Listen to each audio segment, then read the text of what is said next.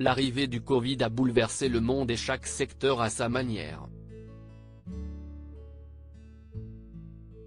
Pour le cinéma par exemple, tous les tournages ont été suspendus, retardés, reportés, reprogrammés. Depuis, les projets enchaînent. Il faut rattraper un calendrier qui était bien souvent programmé sur plusieurs mois, si ce n'est plusieurs années.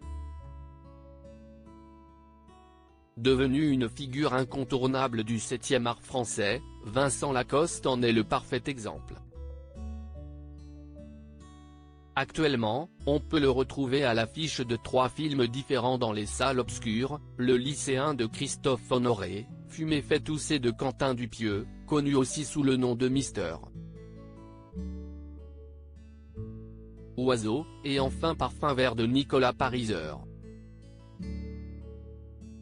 Un vaste programme donc, qui est le fruit de mois de travail acharné de la part de celui qui a été récompensé en février dernier du César du meilleur acteur dans un second rôle pour sa prestation dans le film Illusion perdue réalisé par Xavier Giannoli. Seulement l'acteur français commence à pâtir de ce surbooking cinématographique, comme il l'explique dans le portrait que lui consacre ce 21 décembre le journal Libération. 200 jours de tournage en une année pour ma santé, il faut que je lève un peu le pied. Avec 200 jours de tournage en une année, je n'arrivais plus à déconnecter, à dormir, à me reposer, explique l'acteur français de 29 ans, qui a débuté à 14 ans dans le film Les Beaux Gosses de Riyad Sattouf, dont il est resté proche.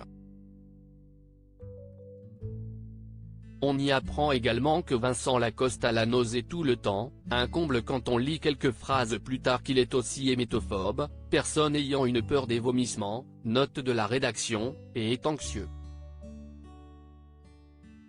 La faute à une vie d'adulte arrivée trop vite, quand les camarades de son âge profitaient alors de la vie étudiante. Le comédien français avance également à ce sujet que s'il a commencé par hasard, tout peut s'arrêter par hasard.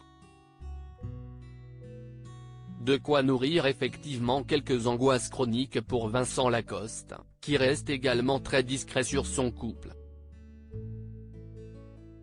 Mais le sujet se clôt avec une note positive, à force de séances de psy, cela va mieux, peut-on lire. Si est en tout cas tout ce que l'on peut souhaiter à Vincent Lacoste, toujours lancé dans une brillante carrière d'acteur.